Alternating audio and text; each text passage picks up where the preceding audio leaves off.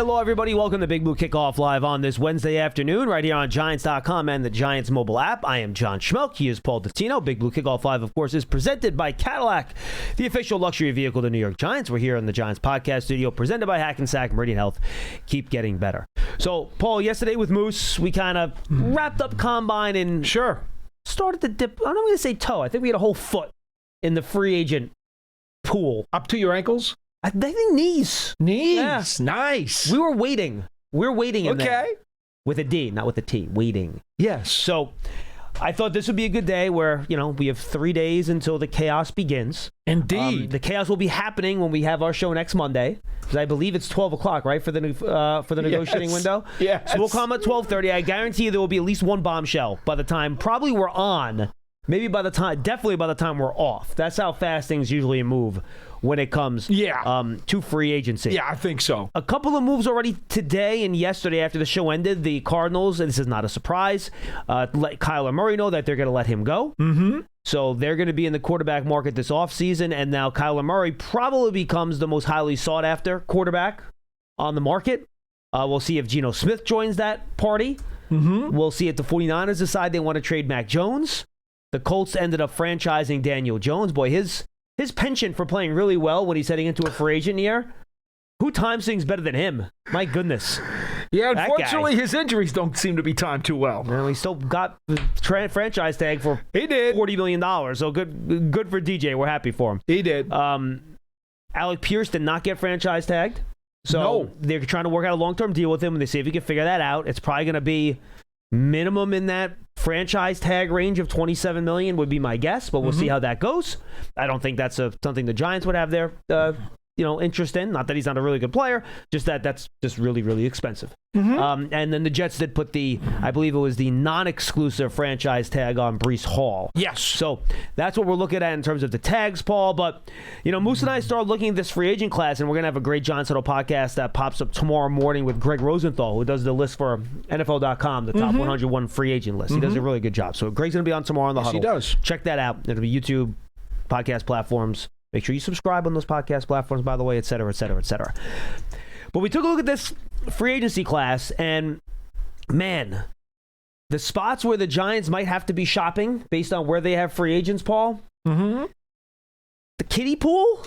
I'm not sure you're going to do much more than wade knee-deep in that pool because there's just not a lot of volume in there in terms of guys that I think you would trust to step in and start for you and give you good production right away. And by the way, we're going to mention some names here. Guys that are still, until the new league year starts, under contract with other teams. We're talking about them because they're going to hit free agency. We're not connecting them to the Giants now. But the fact is they will be free agents as of next week. So we're not making a direct connection. We're not doing any tampering. But that next week, they will be free agents or, et cetera, et cetera, et cetera. So now, go ahead. Well, as I like to say, if Team X was interested in a particular position or player, I like to talk about Team X. So let's talk Team X. That's the safest way to go here. Let's go.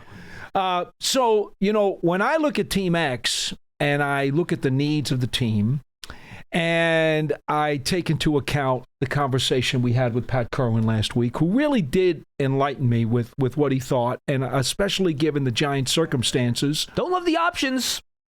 No. They're not a lot. I thought about Kerwin's plan when I went through these guys last couple of days. But there are a few that I really like. Let's go through them. Let's go through them. I'm very high on potentially adding a wide receiver for Team X. Okay, I got you. I like Jeremy Naylor. I like Thornton out of Kansas City. Jalen Naylor. Jalen Naylor out of Minnesota, out of the Vikes. I like Thornton out of the Chiefs. And I'm even looking at possibly Calvin Austin as a slot guy. He's not really a slot guy, though. That's the problem. Well, he's the size of a slot guy, but he's more of a deep guy. He's played a lot of slot, though. So he knows how to do it. Sure. I mean, Naylor does both. Yes. In and out. So those are the three receivers that Team X should be looking at if I were in the chair. I got a couple names too, but let's just go to the top of the market first, okay? Oh, the guys that are, I know, I'm just throwing the names out there. Okay. I think all these guys, and I'm not even going to count Alec Pierce because he's going to be well over $25 million. So I'm not even going to touch him. Right. And we're going to have Corey Joel, by the way. He's going to be on the Huddle on Friday to go through all the contract machinations. Joel Corey, you reversed his name. You said Corey. Oh, Joel. I'm sorry, Joel Corey. Sorry Which about is- that. He has 2 first names. What can I Well, say? he may have a twin. Yes. Yes. So Joel will be joining us on the Friday huddle. We'll be recording him at 3 o'clock today to go through all the contract machinations and such. So the top of the market wide receiver, Wando Robinson, Romeo Doubs. They're probably going to be, I think, 2 of the higher guys. I think Rashid Shaheed's going to get a really nice contract. I do too. He's going to get paid. Juwan Jennings, I think, will get a pretty nice contract. He's going to get paid. And I think Deebo Samuel will get a pretty nice contract. He's going to get paid. You're looking somewhere in that $15 million zone. I would love for Dobbs not to get that money. We've talked about him on this program before as someone that Team X might want to be interested in. But I'm thinking more and more as we get closer to free agency, he will get higher than And remember, 14 million-ish. we always He's gonna say get higher. we're always surprised. These guys usually end up going for more than what you think they are. So you're Yes. probably, if we're saying 14 or 15, it's probably more like 16 or Would not 17 or surprise 16 to me. 18. And that's why when we just talked about it, Yep. I gave you 3 receivers. Yep. I gave you 3 I like economically them. friendly receivers. I'm down with that. I'm going to give you a couple. I have Naylor on my list too. So that's a guy that I would Okay. definitely look at. What if you could buy Christian Kirk on the low? He's only 29. He's not old. How low are we talking on the low? $6 or $7 million. You really think you can get him there? PFF does contract projections. They had him around 7.5. So if you can get him on the cheap, as he's coming off a season where he didn't do much, he had some injury issues. Yeah. If you could get him on the cheap for, I'll just say under 10. If you can get him for under 10, and you can't, and the Giants can't afford to bring Wanda Robinson back, we'll see what happens with that. I think Team X, Christian Kirk could be a guy that I think, if the price is right, could be someone you consider. I certainly would not pay double digits. You said under 10, so under that's 10. double digits. I said under 10. I'd like to squeeze him a little further than that, but I guess I could have put him in the conversation. Okay. So that's one name. The other name I'll throw out there, and this is a very boring name. I understand that. But whenever he's given an opportunity, he seems to produce, and he's a good workmanlike wide receiver. Kendrick Bourne. And that would be for less than what you would give Kirk. Yes, it would. I just don't know if he's getting out of there. I don't know. You mean leaving San Francisco? Yeah. I don't know. I mean, San Francisco could invest in one of these other guys. They could. They do need wide receivers. They could.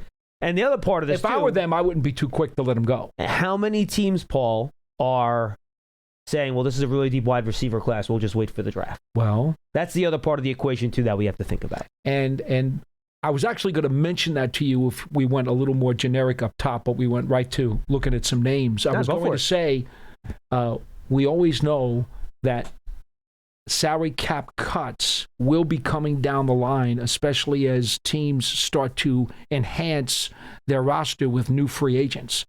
There are going to be a second round of some names who are a little bit higher on the price tag, who are suddenly going to be out of a job, who may be willing to come in for a discount price. After that the does draft, you happen. mean. After the draft. Yeah, that that's does happen possible all for the sure. time. So it's entirely possible that this pool we're looking at could be a little bit more attractive in a few months. Correct. Or you could have a trade market. There was a trade in the NFL today. The Chiefs sent Trent McDuffie to the Rams. Did they? Yeah, that Did just not happened. see it. But the Rams' second first-round pick, so was that 29th overall, Okay. I believe? Yeah, it would be that low. 29th or 30th. I think it's 29th. 29th overall. And then a 5th, a 6th, and a 7th over the next 2 years, kind of split up. No kidding. Yep. Well, Rams needed corners. We knew that. and he can play. He's a good And player. the Chiefs have salary cap issues. Yes, they do. And they've done a very good job of being able to find corners and secondary players late in drafts and as free agents, be as Spags and, Dave Merritt obviously know what they're doing over They there. do. Developing guys in the secondary. They So, sure do. that trade did happen today. So keep an eye on that. Maybe there will be some teams that have some cap issues and they decide they need to save some money at wide receiver. Maybe that's something that Team X would be able to keep an eye on as well. Some of the names that have been reported that could be on the move at wide receiver, again, not connecting them to anyone in this building. DJ Moore from the Bears, Right. who's still a good player. Mm-hmm. Addison from the Vikings, who are getting to the point where you're paying Justin Jefferson all that money. Can you afford to eventually, extend Addison? I don't know. I think that's one of the reasons why Naylor is going to become available. Correct. Is because they've got a little bit of an overstock there, especially considering how many passes they throw to their tight end. Right. Well, and the T.J. Hawkins is another guy that people think could be a cap casualty at some point, too. So they'll have to figure, the Vikings have to figure that wide receiver room out. They do. Because their cap is a mess right now. And they need to clean that up. And that's one of why the reasons Jonathan Grenard was put out there the other day as a potential guy that could get you have to look at that roster because they got issues. They're being squeezed. They are. They're being squeezed from a financial perspective. So that could be another way you go, is that maybe you look at the trademark, see what you want to do there. But that all depends on price, too, and you look at the salary of the guy coming in as well. All that stuff is a factor. What position do you want to hit next, Paul Dottino? I only had... Corner? I had two other positions, and both were on offense as well. Oh, okay. I'm sticking with the Kerwin methodology. Okay. So what position? Running back. Running back. Okay. Well, I'm thinking that, if Team X has a third string running back who is a veteran who's making a reasonable chunk of change, he could potentially be an economic chop. I think that's possible. If that's the case, Team X might want to look at Mostert or Chubb, who I think are on the back end of their careers and would come in at a very low rate. They would be cheap. Because they would be third stringers and considered insurance. Yeah. And, if called upon, I wouldn't have a problem giving them some carries. Yeah, I mean, it depends what you're looking at. And Moose and I had this debate. There's been a lot of reports out that the Giants might look to add to the running back room, Paul. I guess my question for you is, what do you think they're looking to add? Are they looking to add more of a big play threat that's explosive to complement Scatabo? Or are they looking to have more of a every down back if they don't think Cam can stay healthy given his play style? Like, I don't know what my thought is that it would be more the explosive guy that you would, the speed guy. I gave you one of each. Oh, I'm asking you, which type do you think they would? I don't know what the coach of Team X is preferring. So I gave him one of each on my list. Okay. There was a reason for that. Yeah. Rashad White is a name that I thought might be interesting too if you can get him on the cheap. I wasn't as high on him, but I did pass his name through my head. He at least has had a pretty long history of production in the league. So just the name I threw out there. All right. Offensive tackle, I'm assuming, is the other one? Yes. And I had only one name that I was I got two. So what's your one first? Trent Brown. Oh, boy. What is he, 40? He's old. He's old. Let's play a game. How old do you think Trent Brown is? I think he's 38. I was going to say I think he's 38 also. All right, let's see. Price is right. Guy's been in the league for over a decade. Oh, my goodness. He's only 32. Is that all? Wow. We and you are both way off on that. How about that? It seems like he's been around for decades. Yeah. Well, he played like he was 38. Well, again, you must consider if you're looking for relax, everybody calm down. If you're looking for a swing tackle at a discount rate, you're not gonna be looking at somebody who's 25, 26, 27. Yeah. And you're not looking at somebody who has been a starter in the last year or two. Yes, we got drafted in 2015. Okay. Seems like he's really, really old. Yeah. He must have came in young, I guess. I didn't even look at his age. I just simply said, you know what? That's a guy who's at the back end of his career. He's been around for a decade for sure. Mm-hmm. And he understands the game. He obviously loves football, which, by the way, the coach of Team X loves football and loves guys who do love football. Yep. And Mr. Trent Brown is someone who has really dedicated his life to the game. And he's a smart player. He's done it at a high level. And he's on the back end. And I think he would be appreciated by a coach who feels that way and vice versa. So I think Trent Brown is the one swing tackle that if I was looking to get for the veteran minimum to come in for a year, that would be my guy. All right, I'll throw two names out there. Mm-hmm. Jermaine Illuminor, obviously a free agent from the Giants. We'll see if they're able to bring him back. I think you're looking at... You think Team X would like him? Okay, we could talk about him relating to the Giants. Yes, he's we a member can. of the team right now. Yes, we can. But I'm having fun with you. I understand. I think that'd probably wind up in the same zone as the receivers we talked about, maybe slightly lower.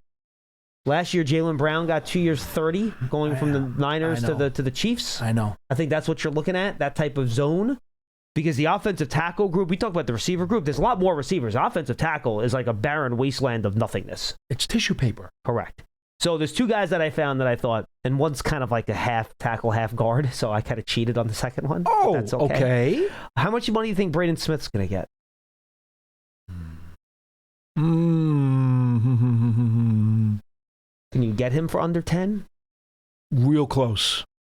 Really close. I think probably not. The last 2 years he's been hurt a lot, and he's over 30, so I thought maybe teams might get spooked by him.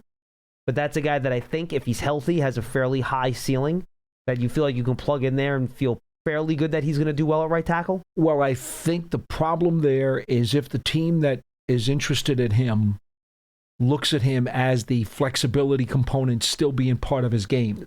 Possible to play guard, right? Yeah. And that's going to raise the price. Yeah, no, it's going to raise the price. I know. All right.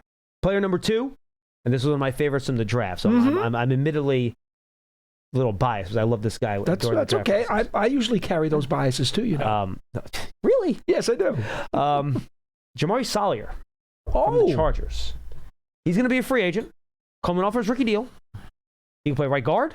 He can play right tackle. He's done both. He hasn't been a great pro, but he's been, when he's had to play, he's been solid enough.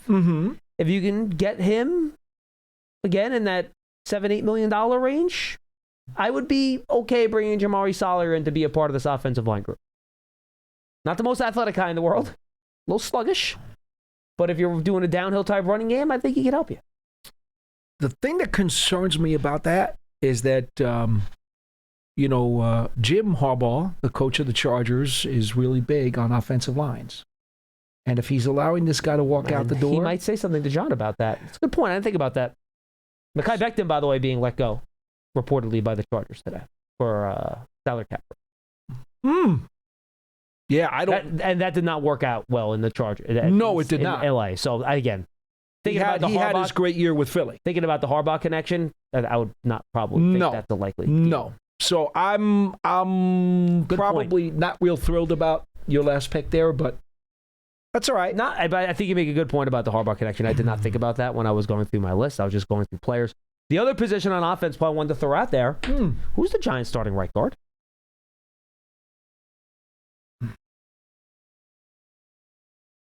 So let's talk about guard. Here are the two guys at the top of that market that I think are good players. I don't know how expensive they'll be.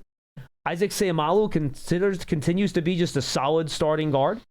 I don't think he's over 30, so I don't think he's a huge money starting guard. But yeah, you can get him for a reasonable deal. You plug him at right guard. He's a big, powerful, downhill type of run blocker. Okay. That's a guy I would consider. And then David Edwards is going to be too expensive, I think. He's way too expensive. So I think I can cross him off. Off. I like him as a player, but I think he'll be too expensive. Here are the lower guys. I have one name that I thought about, and then I just crossed it off and said I'm not going to buy it. All right, what do you got? Falele. Oh, Falele from the Ravens? Yeah. I think they tried to play him, and then they kind of decided that they couldn't play him anymore. Well, he got bigger and was less mobile and was more of a phone booth guard this past year. I talked to somebody in Baltimore. Wait, he got bigger than what he was before? He was already like 380 pounds. Over the last year and a half, he got a little bit bigger. Well, you don't want that. And he's less mobile. And what I said to the guy from Baltimore, I said, what does his former coaches think about him? And he said, well, let's put it this way. They didn't bench him last year. He played. He wasn't as good as he used to be. And the fans were all over him and did not like him very much. Interesting. But he continued to get thrown out. Remember, he came out as a tackle, too, and they moved him inside. Correct. The guard. Yep. So he said, I don't know what your price point is, but depending upon, his association and his relationship with certain people, that might be somebody, if you really wanted to take a shot at a guard, you might want to think about it. And I was saying to myself, that would have to come in under 10 for me. Yeah, no, 100%. I'm with you on that. All right, two other names of younger guys. When he plays, he's really good. The problem is that he hurts a lot. Tevin Jenkins, who's been in the league a while. He can play guard and tackle, gives you that flexibility. Yeah. But again, a lot of injuries there. I can't trust it. I totally get it. Can't trust it. And then the other guy who I think is actually, I liked him coming out, and I think he's been a pretty solid pro. Obviously, he was on a line last year that did not play very well. Dylan Parham, originally out of Memphis, if I remember right. My. Remember him? Yeah, I remember him very well. He's only 26 years old. He's coming off his rookie deal. Again, guard. coming out. I thought he had center flex. I don't think he's ever actually played center, but you can No, pull him I in don't a think he guard. has. If you can get him on the cheap as a 26-year-old guard, I think he's a solid player. That can be a guy you can plug in and feel okay about.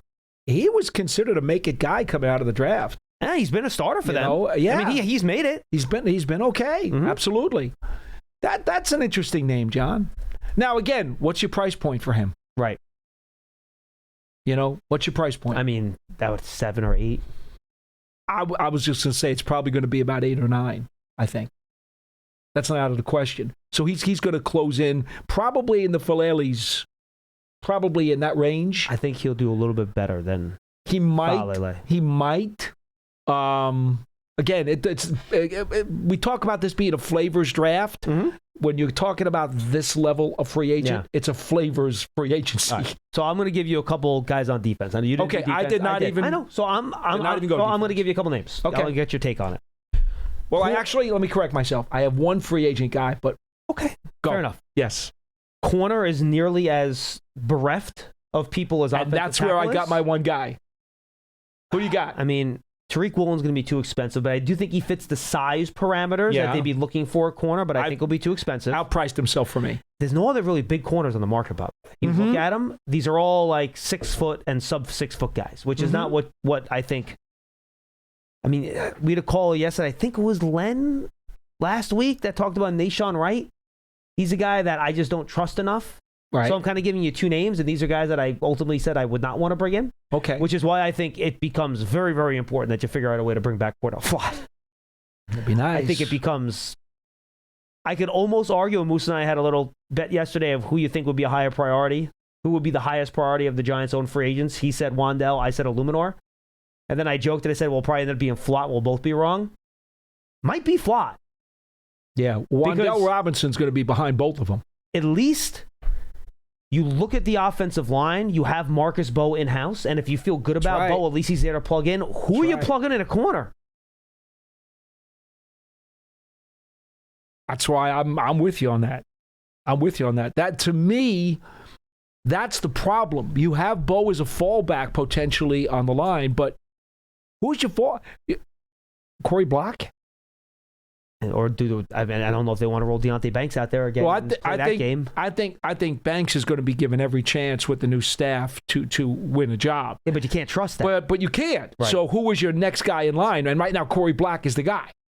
And we also know that with their no 3rd-round pick in the draft, it could be hard to get a corner. Yeah, you can't leave all these holes at premium position. No. And going in, it's hard. I mean, you'll get a corner at the top of the 2nd round if you want. There'll be somebody there that you can pick. Yes. But then again, now you got to bypass something else. And are you counting on a rookie in his rookie year? It's always tough. If you don't get the corner there, you have to wait to the 4th round. It's quite a drop. Oh, yeah. Well, then you're finished. It's a problem. So the other position I looked at is... Well, I had a corner, though, for you. Oh, who's your corner? I'm sorry. Awuzie.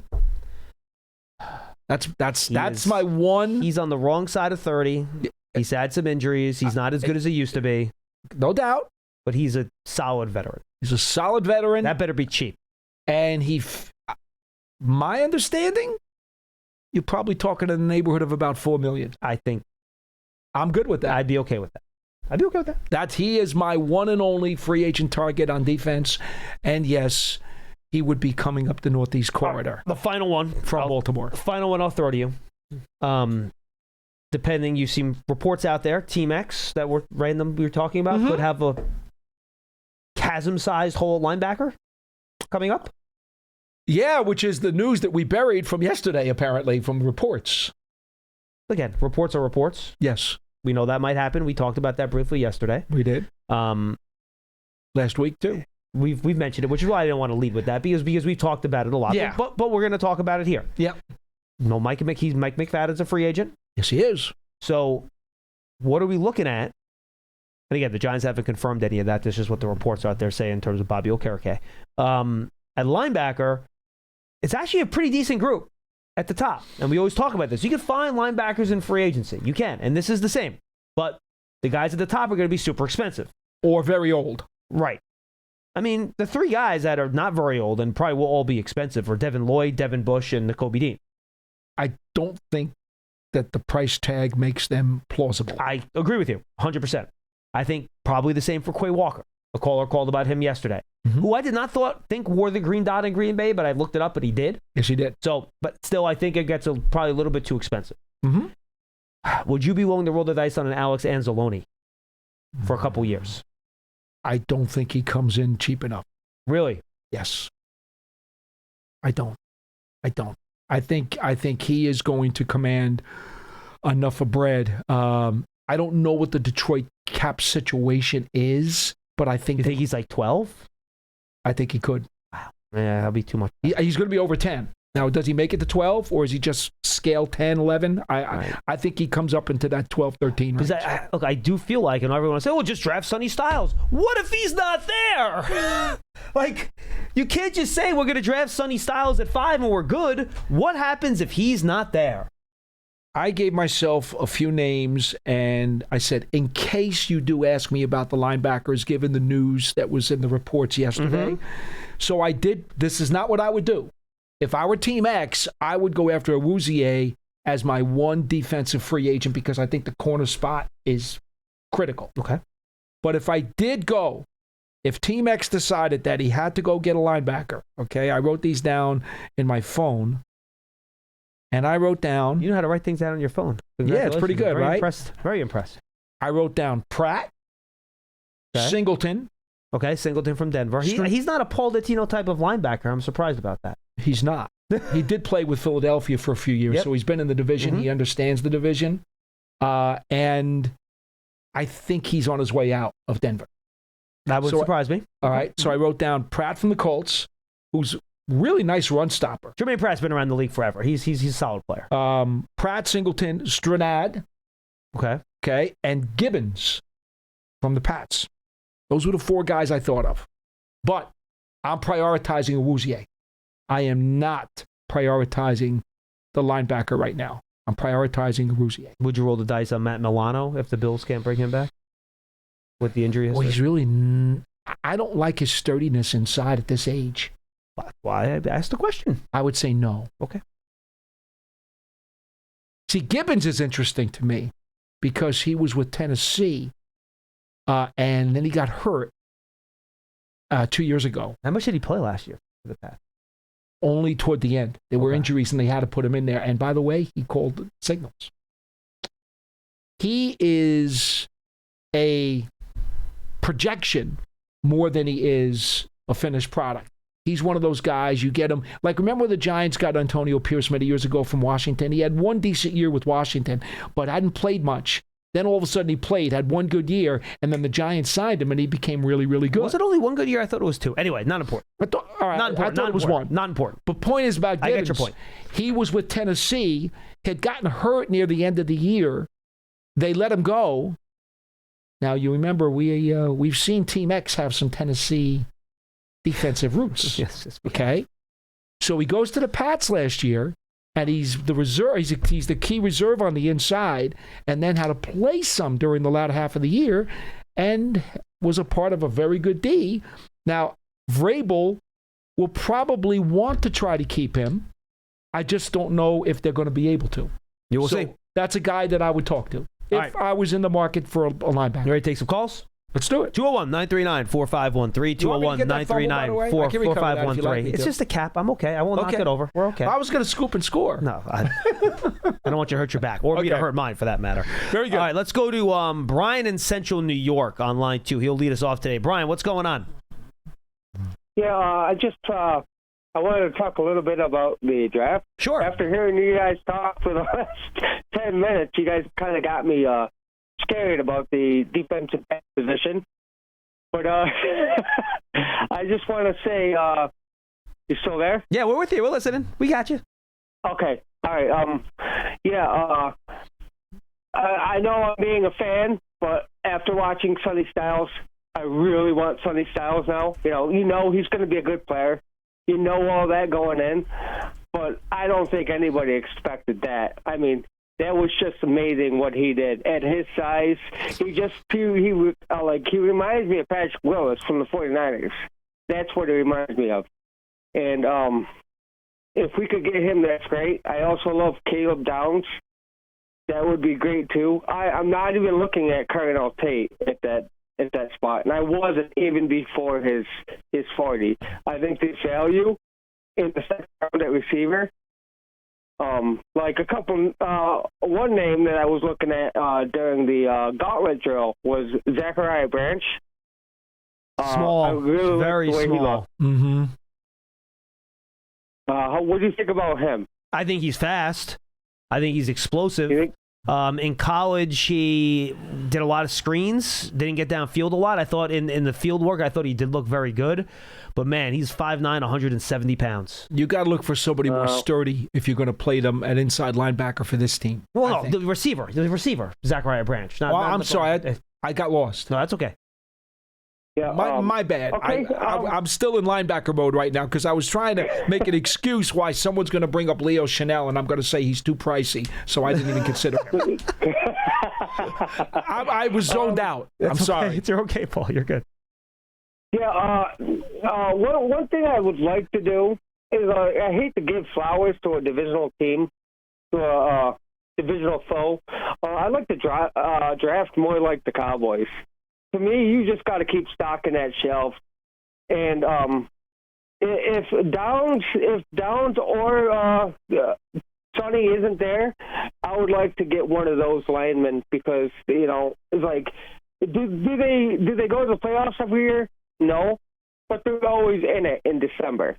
Always in it in December. And I love Andrew Thomas. He always misses games. I'm re-signing Illuminor, whatever it takes, because I watched this show for a long time, and I want a good line. I know what it looks like when it's not a good line. Yeah, you're right. And a lot of times it's ugly, right? People come on here and they think it's a finished product. I don't see it that way. I think we did very good at just kind of staying in people's way, And when it comes to run the ball, when everybody knows you have to run the ball, we can't do it.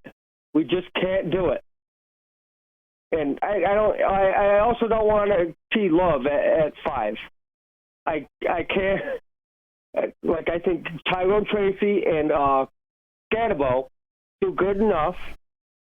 You definitely want the more explosive player, but Brian. Largely, I think I agree with where you're coming from. The offensive line is never a finished product, and especially this year when 2 of your starters are free agents, and your other guard and your center are both going to be free agents after next year. Your offensive line's certainly not done. So I have no problem adding to that group. I think I like my options at 37, maybe a little bit better than I do than my options at 5 necessarily when I look at that group in terms of the talent in the draft. But look, always work up front. And, you mentioned the Cowboys. You could throw the Eagles into that mix, too. All they do is reinforce on the offensive and defensive lines every draft. It's not all they do, but it is a big part of what they do. So, Brian, appreciate the call, man. I agree with you largely in terms of where you're coming from. But it can be some tough decisions because you're not going to be able to do everything you want to do. You're going to have to pick and choose and prioritize. And then to a point, you always want to head into the draft without any holes, and you feel like you have your starting 22 ready to go before you get to the draft. That's a luxury, John. That might be tough to do this year. It's going to be very tough to do.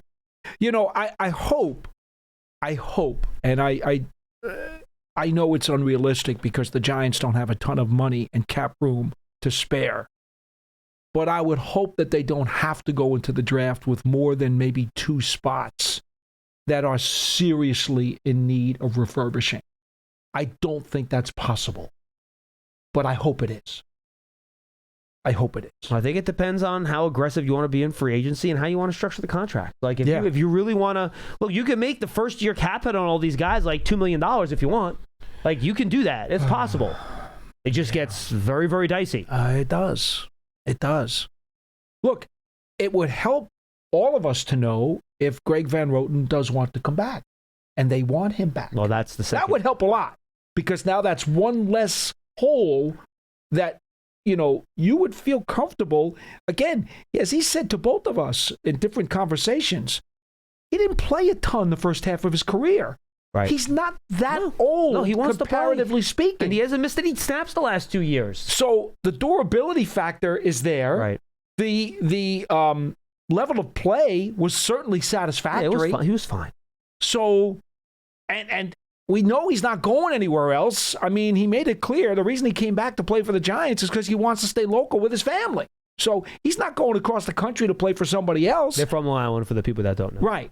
So everything fits. If you can get a commitment out of him, and if your coaches say that they want him, that alleviates a spot for me. I'm willing to let him have the spot. What do you think about Marcus Bowe as a guard? We've mentioned that on the show several times over the last few months. We just haven't seen it. We haven't seen it. We've seen Van Roten play. And he didn't do it in college either. No. So that's a projection. Right. Van Roten is what we know. Right. No, I'm with you. So I like that better. All right, let's go to Jeff in Maine, and then we're going to have somebody else from Maine up after Jeff. Jeff, what's going on? Oh, hey, guys. Hey, great huddle episodes lately. You got me all jazzed up about some of those defensive players, especially Styles. But to be able to draft them, first we're going to have to get that offensive line shored up. And I don't mean just someone on the cheap like another James Hudson. We got to re-sign Luminor and hopefully Van Roten, but especially Luminor. It's easy to forget how bad the offensive line was a couple of years ago. Mm-hmm. But, I mean, this guy's a great pass blocker. I mean, what else does he have to do to prove himself? Well, you know what, Jeff, I think I want to add to what you're saying because I think you're absolutely right. Even if you bring a Luminor back, right, or let's say you don't bring Luminor back and you just plug Marcus Bowe in a right tackle, even if he's good, with Andrew Thomas's injury history, you better have a damn good swing tackle to step in for him. So even if people always say, well, I want to play Bowe. Well, guess what? If you bring a Luminor back at right tackle, Bowe's probably still going to play. When's the last time Andrew Thomas played 17 games? You're right. So, Jeff, go ahead. I think your point was excellent, and I wanted to put an exclamation point on it. Well, exactly. And the thing is, if we don't have him, if we have like a first-round pick even or someone else, Dart won't last half the season. We got to have him back there. And that's, as for a receiver, we can get one in the second round that could be functional. We cannot get another right tackle even in the first round that'll be as reliable and durable as Luminor. One interesting thing, Jeff, about Luminor, he's not like the physical mauler grinder in the run game. And I don't know if that's something that John Harbaugh is really going to want to emphasize, but we'll have to wait and see about it. Yeah. And quite honestly, Greg Roman is also part of his coaching staff, too, and he wants guys who pound. No, Matt Nagy wants someone that's pass protect. So we'll see how that's true, too. We'll see how that eventually goes down. That's going to be Jeff, a heck of a conversation. I didn't mean to interrupt you, Jeff. Go ahead. No, okay. No, that's my point. Thanks a lot, guys. No, I appreciate the call, Jeff. Thank you very much. So, yeah, look, it's gonna be interesting. I wish we knew these guys, these coaches. We don't know these coaches. No, I wish we did. I'm relying an awful lot. I've talked to a lot of people who know these guys, and I'm getting all this secondhand stuff, and I still don't feel comfortable about it because, I don't have firsthand experience with these folks. No, and for the folks that don't know, the cafeteria right now is under renovation, and that's where you would run into these guys and have a chance to chat with them and at least get a feel for what they're looking for in their philosophy. If you have spend 90 seconds with the guy at the lunch line, you learn something. We got nothing. Absolutely all we can go off is what their history is, what they've done at different places, and try to figure out from there. But it's tough. It's tough. Very, very tough because, we can say all we want to say about what we think about a player, what we think about his tape, what people know about those players. But philosophically speaking, we are up a creek. All right, I am going to make Charlie wait one more call. And instead, go down to Florida and say what's up to Kenny. Hi, Kenny. Hey, guys. I just want to thank you for your year-round coverage of the Giants, man. You guys make me feel like I'm part of the team. So, well, thank you for watching and listening, Kenny. We appreciate you. Cool. No problem. I listen all the time. I don't get a chance to call very often. But I had a thought. So, for me, like when we were rebuilding the team and kind of switching over to Harbaugh's style of a team, I think fifth-year options are important so we can kind of keep players under contract or cost control, as Joe Shane would say, for longer. So I kind of was thinking everybody's been talking about Thibodeau trades, but I haven't heard anybody say what if they traded Thibodeau and our second-round pick to move into the back end of the first round so that we can get a player with a fifth-year option and maybe pick up a day 3 pick So my question is just two-part. Who would you think the team could target late in the first round that would make it worth it to do that? And then with that late round pick, if we were able to get it, is Smack, the kicker Smack, or any other kicker draftable that maybe you could use a day 3 pick, like a 6th or 7th round on a draft pick? Yeah, you know what? I don't know if I have my sheets here. I'm going to go grab something. Paul, why don't you answer the question first? I'm going to grab a thing. Well, Hold on. I think that late pick is practically worthless in this draft, okay? And I'm not trying to be funny, but, I agree that it's great to compile picks, and I've often talked about 6th and 7th rounders who the Giants have had in the past who turned out to be good players. But if you're going to make a deal... The draft is actually deep, though, Paul. It's not great at the top. It is actually fairly deep. It's got playable players at some positions. Yes. But to me, first of all, I've made this very clear. I'm not trading Thibodeau. I think if you're going to trade Thibodeau, it's going to have to be for a really, really sweet package because, look, economically speaking, okay, I believe in him. I believe playing in a contract year, he's going to go nuts. He's going to do everything he can to raise his value, and you get the benefit of his great play. Plus, when he goes free agent at the end of the year, if he decides that he wants a huge number, which he likely will, well, then you'll get a 3rd-round draft choice for him the following year in compensatory anyway. I would be careful with that. Because you have to get over $20 million a year contract to get a 3rd-round. But if he has the big year that I think he can have, he may wind up becoming that guy. Well, you also have to assume you're not signing anyone to cancel him out. Understood. But, again, we've talked about the Giants' cap situation. And next year they have a lot of money, though. We think it'll be better depending upon what they do with some of this year's deals yet. I'm not trading them. I just think that if the Giants really want to turn this thing around quickly, you want to get the benefit of his best play in 2026. And I'll deal with whatever I have to deal with going into next year. So I'm not dealing them, and I'm certainly not giving up the number 2 as part of that because I need that 1st and 2nd rounder. I need my 5 and I need my 37 to find guys who are going to give me productive snaps right away. So, no, I'm philosophically against that totally. But if you want to, that's certainly an option. Well, here's the thing. I think if you do and you move into the back end of the 1st round, I think you got to think about drafting an edge rusher then.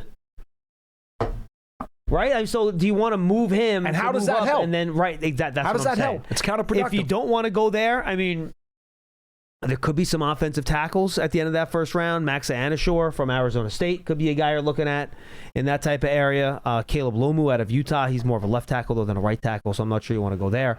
There's going to be a million receivers. Like if you go into the back end of the 1st round, could you get Denzel Boston? Maybe. Like that's possible if you're looking for a wide receiver. If you miss out on Sonny Styles, could maybe C.J. Allen from Georgia be sitting there in the final 10 picks of round 1? I'm sure if you want a linebacker. I'm sure he would be. He could be. I like him a lot. So that could be a player you want to look at. You want a big defensive tackle to put next to Dexter Lawrence. Does Caden McDonald get you excited, or Caleb Banks? Those would be 2 guys at defensive tackle that could be there at the back end of the 1st round as possibilities. There's a million other wide receivers. I won't go through all those guys. Corner, I think you're still in the same group you would have been at 37 with all the guys that could be there. Those probably, to me, would be the players. I don't think Kenyon Sadiq would get that low, but man, if he was sitting there in the low 20s and you're sitting there like pick 22 or 23 and you need a playmaker, I would certainly think about that. Because he has a real 1st-round grade for me, Sadiq, and he did before he ran at the combine. So that's a guy, if he's sitting there like 24, I would be all over that. But see, I don't think you're getting that. I don't think you're moving from 37 to 24 in a Thibodeau trade anyway. I think that's probably too big of a move. I don't think so either. Right. So I philosophically, I'm totally opposed to the idea. And the other problem is you're taking a heck of a risk. You really are, because now you're naming names and you have no idea if they're really going to be there or not. Well, and I don't like playing that game on 1st round draft night. And that is a miserable thing to do. And you also have to know if Chauncey you wouldn't make the trade until you get to the spot and you know who you're going to pick. That would be a draft night trade, I would imagine. Right? Yeah, and you mentioned Goldston. You know how I feel about him. I think it was a lost year last year. He needs to rebound. Well, and if you made that trade, he would have to. He would have to. Mandatory. It actually is a pretty deep edge free agent class, believe it or not. So you could theoretically add someone at edge in free agency. And do you see any draftable kickers for us? Oh, kickers. Or Yeah, do you think we got to go a different route for that? That's why I got up. Look, I'm very wary of these young kickers because they're so inconsistent. You've had guys be second-round picks, third-round picks, fourth-round picks, and they just fizzle out. They didn't even make the team half the time. Remember the Arroyo kid that came out that went to Tampa, right? He was a disaster. You know, you mentioned Schmeelk. Drew Stevens out of Iowa is the other guy that was at the Senior Bowl. He did a pretty good job. The BYU kicker, William Ferrin, is another. So those are the guys I would look at. I mean, I got to admit, I have not sat there and studied the kickers in depth yet. But look, if you want to draft one late, that's fine. I would still bring in a veteran kicker for him to compete with and go down that route because I want to make sure if I'm kicking a 42-yard field goal, I need to have a very high confidence that kick's going to go in. Just remember this. Kickers are not like any other position. In fact, even more so, they never stay with one team their whole careers. You can get an accomplished veteran kicker that gets recycled 2, 3, and 4 times before he finally retires. It happens in this league. It does. Right, Danny? Awesome. Well, fair enough. And it's like talking to giant celebrities, so thanks for taking the call, stop guys. it, Kenny. Have a great day. Thank you, Kenny. I appreciate the call. That's very nice of you. But kickers, man. I mean, I've not looked at the kicker free agent list either. I probably should because the Giants need one. They went to the UFL. Wow, and now they can't figure out a contract with the guy. Okay, because apparently he turned out to be great. His agent wants like $10 million. All right, so you know what? Maybe the UFL will give you another kicker that you want to bring into the NFL. No, there are too many places where you can hit with those. I would not think about drafting one. Go to a bunch of soccer practices and try to find the soccer player. You know? That's what Brandon Aubrey was. He played soccer in Notre Dame. I know. Remember several years ago when the Giants picked up Aldrich Rosas? No. I mean, these things happen. You don't have to put a premium and waste too many resources on getting one. Now, when you get one who's good, you want to make sure you hold on to him because now he's reliable and comfortable in your building with your coaching staff, etc. But it's not as hard to find one as you think. You know, Schefter put up, I think he tweeted the video out. I think he was on with McAfee at the time, and he was talking about the Brandon Aubrey situation. And I know we don't talk kickers a lot here. Shout out to Jeff Eagles. But we'll do it here because Paul loves it special. And he goes, the Cowboys put a second-round tender on Brandon Aubrey. For fans that don't know what that means, he's going to get, I think, $5 or $6 million this year. And if a team wants to go and sign him, the Cowboys have the right to match. But if they don't, they get a second-round pick. Yeah. And Schefter was making the case that if you're a team and you really want a weapon kicker, he might be willing to give up a second-round pick in a deal like that. I'm sure the Cowboys would also be very happy to get a second-round pick for Brandon Aubrey, as much as we hate to lose him. But I think that's interesting. Like, is he enough of a weapon where you get to midfield and you're in a field goal range that you'd be willing to give up a second-round pick and then pay him $10 million on top of that? See, the issue, and by the way, my answer is no to that, but maybe a team out there is crazy enough to do it. I don't know. Again, this is the Parcells influence on me. He would never really want to. Well, he hated kickers. Right. And he would it killed him. But his rookie season, when they had Ali Haji Sheik and they drafted him out of Michigan, and he was a Pro Bowl kicker in his first season, and then it just went bad. But after that, the Giants would consistently, Matt Barr, Raul Allegre, they became a veteran kicker shopper, if you will. And the reason is primarily head coaches will tell you, they want guys who are tried and true and tested. Correct. They want to know guys who have kicked in all kinds of weather, in all kinds of pressure situations, who can handle everything and have been through the wars. They would actually rather take a chance, and I know Rosas wasn't one of those because he came from Tennessee's practice squad. I understand that. But most coaches, most of them, unless there's a very strange situation, will go for the battle-tested kicker because there's a comfort zone there. And they would rather have a guy who is proven, even if he's got less talent, than a guy who's got potential. Because it's a comfort zone thing. Let's wrap things up with our buddy Charlie in Portland, Maine. Hi, Charlie. How are you? Hey, celeb. How you doing? I think the only celebrity talking right now is you, Charlie. I got to be honest with you. I would agree with that one, John. Hey, and I just got you guys saying you guys got nothing. I just heard you say that. You guys got nothing. On this coaching staff, we haven't met them outside of the press conference. I know. We have nothing. And by the way, nobody does. I'm going to make a gif out of that. Yeah, I got nothing. But no, I wanted to say, no, I don't want Van Rotten back, and I don't want Bunyan back. And, Carrick, I can't believe they got rid of him. It's not official, but he's the first guy they let out the door, and they don't let, like, Gano and Hudson and Neal and all these guys first. Well, Charlie, in fairness, nothing's official yet, so they haven't let any. The Giants haven't done any salary trimming moves yet. So correct. My guess is that they're all going to happen at the same time.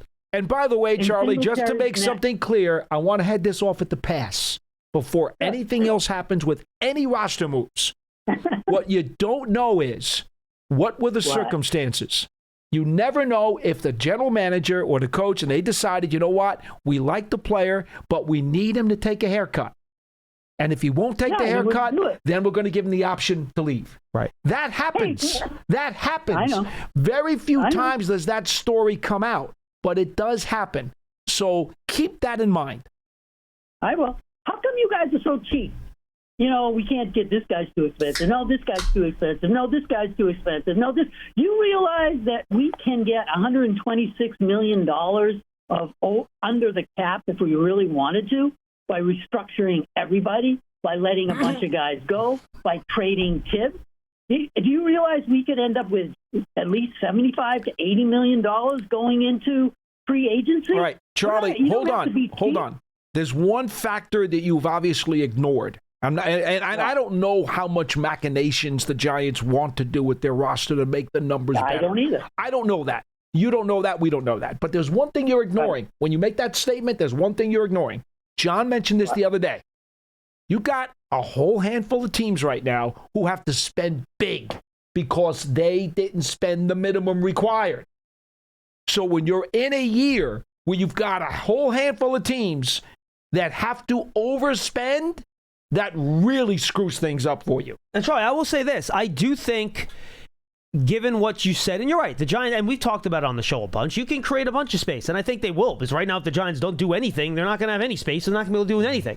So they are going to be able to create some space. You mentioned some of the veterans that could get let go. I think, low-hanging fruit on the contractor structures is a guy like Brian Burns.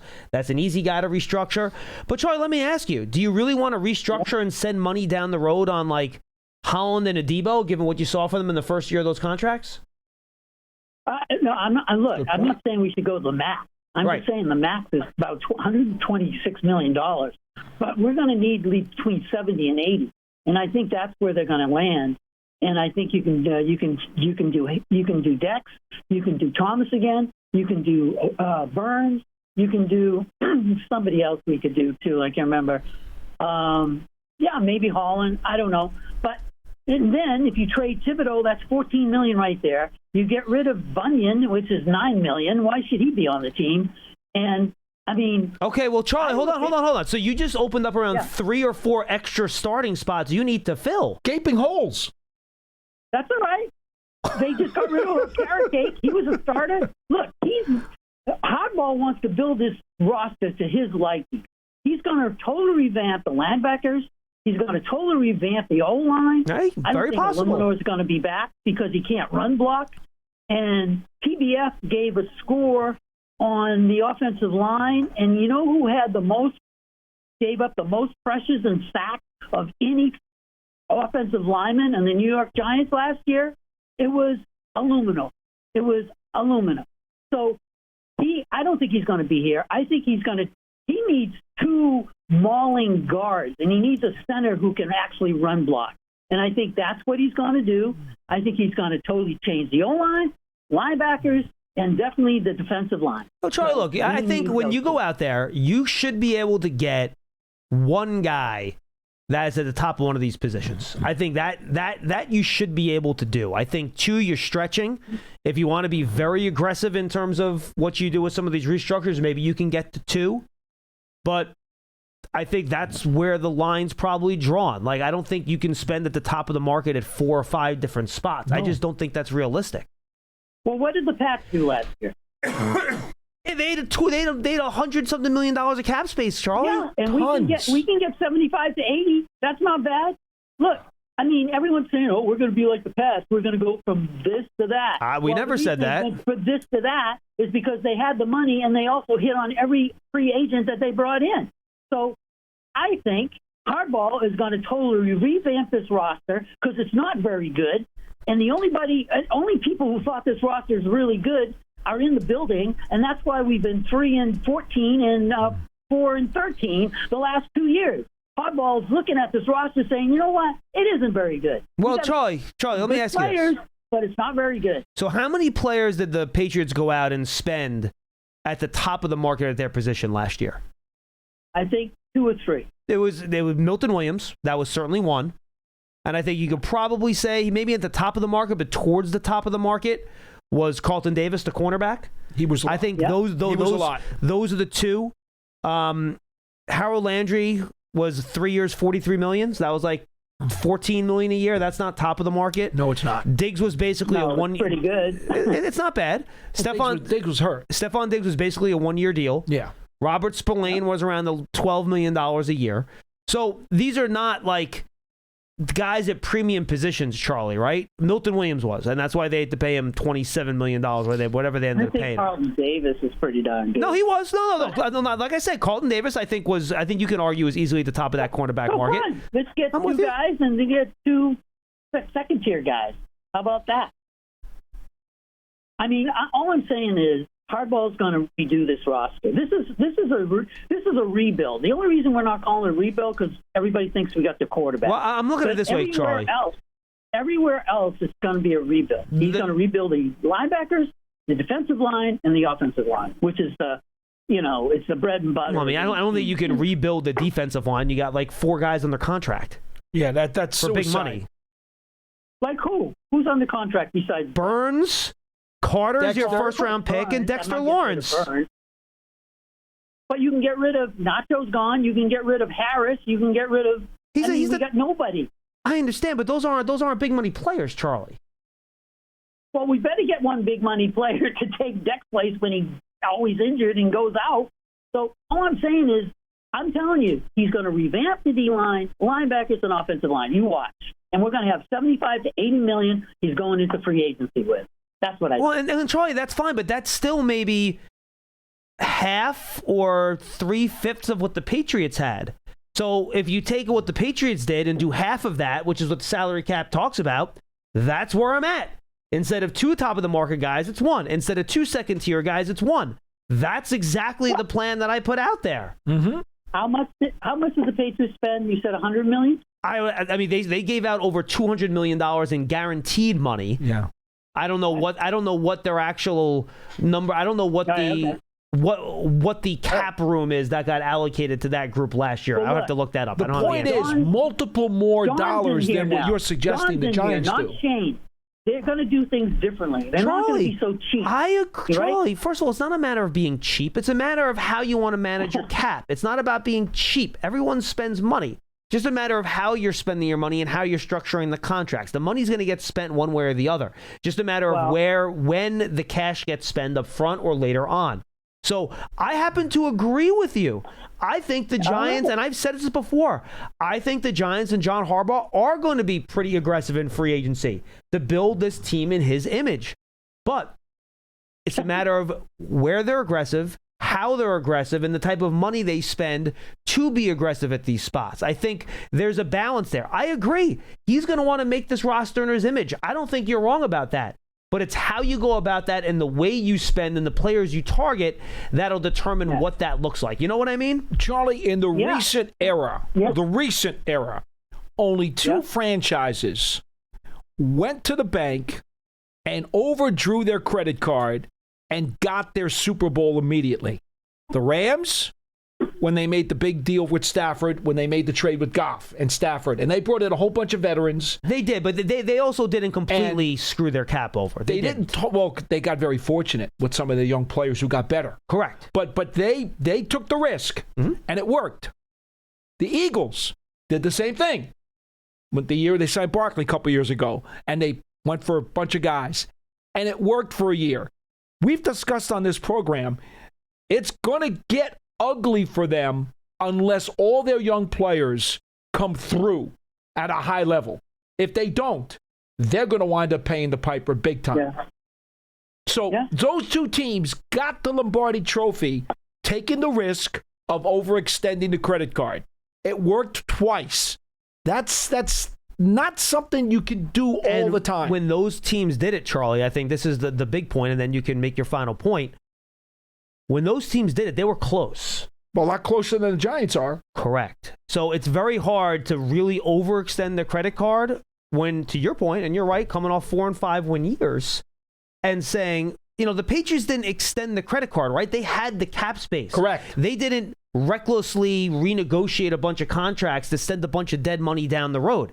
They just had the money because they didn't have any players on their roster. Mm-hmm. So they were in a little bit different of a situation. So I think when you get closer, you can take the approach you're talking about, and you think you have a narrow window now. The Giants are fortunate enough to have a quarterback on a rookie contract that they're not paying. So I think if you're going to be aggressive over the next 2 or 3 years, it's not a bad time to do that because you have the flexibility because the quarterback's on the rookie deal. I think that's true.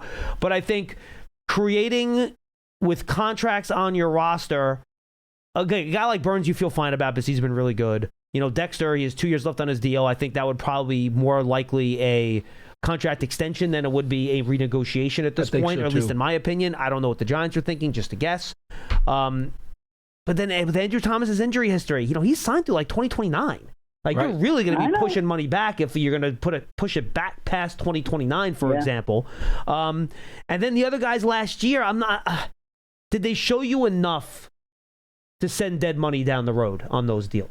I don't know the answer to that. I don't know what. And John Harbaugh has to like those guys too, Charlie. We don't know what John Harbaugh and his coaches think of those guys. If they have questions about those guys, then you can't renegotiate those contracts. You know what I mean? So, well, I tell you, we don't know the answer to that. One guy they have questions about, and that's Banks. If Harbaugh's watched his tape, he is not the kind of player he wants on this team. So that's why I think out of the big 3 free agents we have, I think the only one that's going to come back is Flott. He's the only one because I think he's going to get rid of Banks because he isn't the guy who loves football, takes plays off. He's been a problem. I just don't see him keeping him on the team, so they have to bring this guy back. That's what I think. All right, Charlie. Appreciate the call. Look, we talked about a corner. If Flott leaves, you're in a bit of a pickle. Who's But the fact that you found one guy, that's it. That's a problem. That's it. That's the guy. That's the guy I found that I would like to talk to. You know what I mean, though? Like, if there's only one guy, it's thin. Ultra thin. Correct. Like thinner than a pretzel stick. You went away from the tissue paper. I did. Pretzel sticks can be pretty thick, actually. You can drum people with that. Not the little ones. Oh, you mean like the ones in the little snack pack? Yes. Oh yeah, those are thin. Those break a little. I think it meant like the big pretzel rod. Oh, that's a rod. That's not a stick. Oh, okay. Pretzel stick is the minis that come in the bag. No, you're right. The pretzel rods are the big ones that come in the bag. How about the potato sticks? Those things are also really. Potato sticks, those things are really fragile. Very fragile. I thought you meant pretzel rod. I'm like, pretzel rods are actually pretty sturdy. Well, yeah, they're like Sharpie. They're like Sharpie markers. They're thick. Yeah. Yeah, right. But not the pretzel sticks are the little things. They're like toothpicks. You know what I mean? I know exactly what you mean. Conversations we have here. One YouTube comment. Hey, John, who are some day 2 wide receivers Giants and Giant fans should be excited about? All right, I'm going to bring up a public list. I'm going to look at Dane Brugler's top 100 here and just kind of go through some of those names because I don't have my chart in front of me here, and I figured before we wrap, this is the fastest way to do it. So let's see. Second day wide receivers. He doesn't say if he wants a slot guy or a boundary guy, does he? No, he doesn't. Okay. I mean, Casey Concepcion could get to the second round. Mm-hmm. Omar Cooper could be second round. Mm-hmm. Jeremy Bernard could be second round. Yep. Chris Brazel could be second round. Malachi Fields, I think, is probably more of a third round, but he's there. Yep. I don't know what you think about ACL Chris Bell. He's not going to help you this year. I don't think the Giants are in a situation where they can pull the trigger on that. I would not. Antonio Williams out of Clemson is going to be a day 2 guy. And Ted Hurst, if you want to roll the state on a big, long, rangy guy out of Georgia State, who could be a round 3 guy. Zachariah Branch, the caller mentioned earlier, just really small, but super fast. Brendan Thompson, another small, super fast guy out of Mississippi State. Notice I'm listing a lot of guys here. And then Elijah Surratt, the big wide receiver out of Indiana. would be another guy to take a look at. And then then Paul mentioned Bryce Lance, who could be a day 2 guys as well. I like Caleb Douglas out of Texas Tech. He's a guy, too, that I would keep an eye on. Now, let me just go through. Let me look at my senior bowl roster the point is, Daniel Jeremiah has 19 wide receivers in the first 3 rounds. So you'll have a selection of guys with make-it grades when you get to 37 if you're going to take a wide receiver. The question becomes, will any of those 19 that Jeremiah has in the first 3 rounds get to you at the top of the 4th? That's a real question. Yeah, no, I think that's a fair question indeed. Paul, good stuff, my friend. You too, John. All right, I mentioned it, folks. Make sure you go subscribe on all your favorite podcast platforms. We have 2 different podcast feeds, actually technically 3. You have the Giants official podcast network feed. That is all the Giant Huddles on. It also has Draft Season on it. Draft Season has its own feed, but it's also on that one. Big Blue Kickoff Live has its own feed. Then we have our Media Pass podcast feed. So subscribe to all those. Just go on your favorite podcast platform. Leave a review if you're feeling especially generous. We would really appreciate that as well. And, of course, you can find all of our content on YouTube, Giants app, Giants.com, Giants TV, which you can download on all of your TV platforms, Apple TV, Roku, Amazon Fire TV. That is all of our stuff. It's our official streaming app. So make sure you check all of those out.